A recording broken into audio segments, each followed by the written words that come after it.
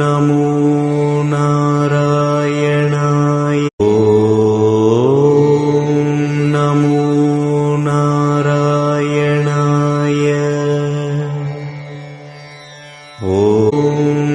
నేను వచ్చింది మీ చేతి ఇక్కడ చేతులు గుర్తించుకోవడానికి రాను, గొడవ పెట్టుకోవడానికి వచ్చాను. ఎవరైతే సనాతన ధర్మ విరోధులో, ఎవరైతే సనాతన ధర్మాన్ని మట్టిలో కలిపేస్తామన్నారో వాళ్ళతో గొడవ పెట్టుకోవడానికి వచ్చాను ఈ రోజున. సగటు భారతీయుడిగా నా సనాతన ధర్మాన్ని, నా హైందవ సనాతన ధర్మాన్ని ఆరాధిస్తాను. ఇస్లాం, క్రిస్టియన్, సిక్, బౌద్ధం మొదలగు అన్య మతాల్ని గుండెలు నిండుగా గౌరవిస్తాను. ఐ వర్షిప్ మై హిందూ సనాతన ధర్మ and I respect Islam, Christianity, Sikhism and Buddhism and all the dharmas existing in this world. నమస్తే, టీచర్స్ కపుల్ టాక్ ఛానల్ లక్ష్మణ ఏకాంబరం. ఈరోజు ఒక ప్రత్యేకమైన వీడియోతో మేము ముందుకు రాబోతున్నాను. మొదటిసారి మా ఛానల్ ఫాలో అవ్వాలి, తప్పకుండా బెల్ ఐకాన్ సెట్ చేసుకోండి. ఆల్ నోటిఫికేషన్ రూపంలో మేము ఏ వీడియో చేసినా నోటిఫికేషన్ రూపంలో వస్తుంది. అన్ని విషయాలు మీకు తెలుస్తూ ఉంటాయి. బెల్ ఐకాన్తో పాటు పక్కన ఉన్న సబ్స్క్రైబ్ బటన్ ప్రెస్ చేయండి, లైక్ చేయండి. మీరు ఇచ్చే లైక్ వల్ల మా ఛానల్ మరికొంతమందికి రీచ్ అవుతుంది, అందరికీ అన్ని విషయాలు తెలుస్తూ ఉంటాయి. ఇక ఆలస్యం చేయకుండా ఈనాటి వీడియోకి వెళ్దాం. దశాబ్దానికి పైగా తనను, తన కుటుంబాన్ని కొందరు అవమానించారని, నీచంగా మాట్లాడారని AP deputy CM Pawan Kalyan అన్నారు. అయినప్పటికీ ఒక్క మాట మాట్లాడలేదని, అధికారం వచ్చినా సరే తాను ప్రతీకార రాజకీయాలు చేయాలనుకోలేదని చెప్పారు. తిరుపతి వారాహి డిక్లరేషన్ సభలో పవన్ మాట్లాడారు.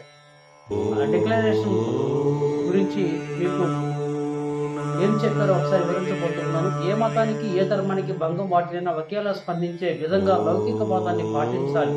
సనాతన ధర్మ పరిరక్షణ కోసం ఆ విశ్వాసాలకు భంగం కలుగజేసే చర్యలు అరికట్టడానికి దేశం మొత్తం అమలు అయ్యేలా ఒక బలమైన చట్టం అవసరం ఉంది. దాన్ని తక్షణమే తీసుకురావాలి. సనాతన ధర్మం పరిరక్షణ కోసం తీసుకువచ్చే చట్టాన్ని అమలు చేసేలా జాతీయ, రాష్ట్ర స్థాయిలో సనాతన ధర్మ పరిరక్షణ బోర్డు ఏర్పాటు కావాలి. సనాతన ధర్మ పరిరక్షణ బోర్డుకు ప్రతి ఏటా నిధులు కేటాయించాలి.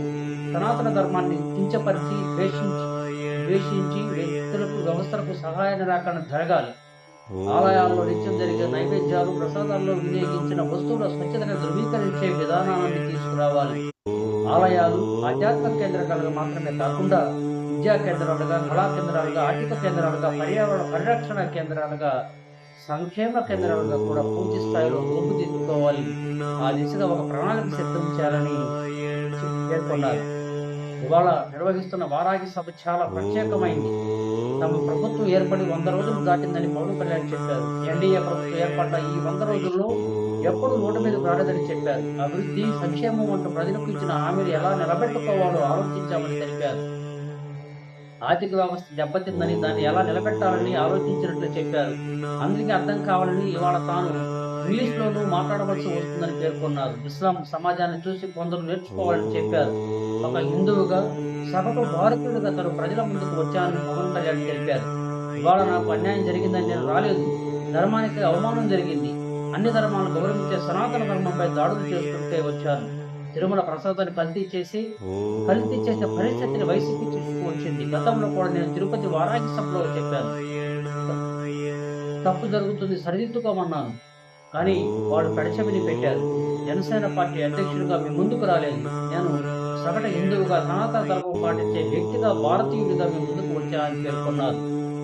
నేను నా సనాతన ధర్మానికి అన్యాయం, అవమానం జరుగుతూ ఉంటే నన్ను మాట్లాడవద్దు అంటే ఎలా? నా తిరుమల శ్రీవారి ప్రసాదం అపవిత్రమైతే నేను మాట్లాడకూడదా? ఇదే నా సూడో శక్తి నుంచమంటే మనసులో మాట్లాడే మేధావులకు చెబుతున్నా. నేను నిజమైన సనాతనవాదిని. నేను సనాతన హిందువును. నేను అన్ని మతాలను గౌరవిస్తాను, హిందూ మతాన్ని పాటిస్తానని పేర్కొన్నారు.